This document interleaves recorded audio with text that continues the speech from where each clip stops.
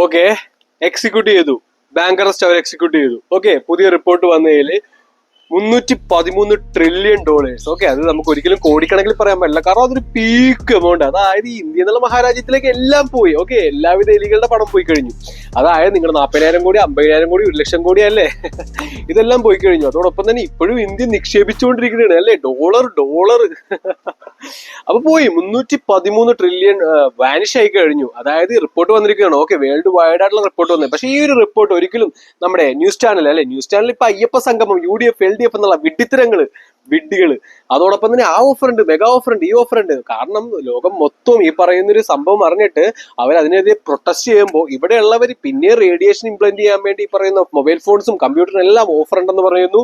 അതോടൊപ്പം തന്നെ അല്ലെ, ആൾക്കാരെല്ലാം ടവറെല്ലാം കത്തിച്ചു തുടങ്ങി 5G ഓക്കെ, ഓസ്ട്രേലിയ ഇതെല്ലാം സോഷ്യൽ മീഡിയ ബാൻ ചെയ്തു 16 വയസ്സ് വരെ താഴെയുള്ളവരുടെ.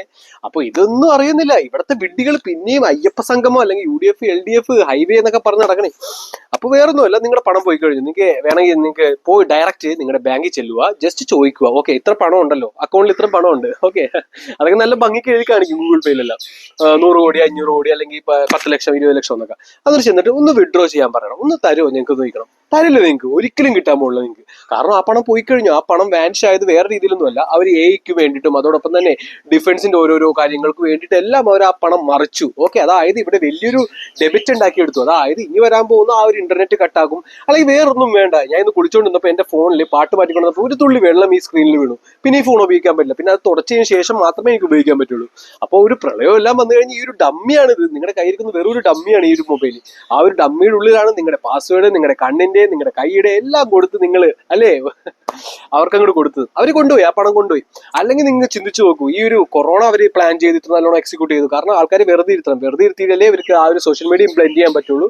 ബ്ലെൻഡ് ചെയ്യുമ്പോൾ ഒരുപാട് വിഡ്ഢിത്തരങ്ങളല്ലേ. അങ്ങനെ അടിക്കുമ്പോൾ ഇങ്ങനെ അടിക്കുമ്പോൾ എല്ലാം കോടികൾ വരുന്നു. ആൾക്കാരെല്ലാം ഫ്ലാറ്റ് മേടിക്കുന്നു, ബെൻസും കോടി ഇതെല്ലാം മേടിക്കുന്നു അല്ലെ, ലംബോർഗിനി മേടിക്കുന്നു അല്ലെ. സോഷ്യൽ മീഡിയ ഡോക്ടറോ അല്ലെങ്കിൽ ഈ പറയുന്ന IAS ഓഫീസറിനോ ഇല്ലാത്ത ശമ്പളം എല്ലാം സോഷ്യൽ മീഡിയക്ക് കൊടുക്കുന്നു.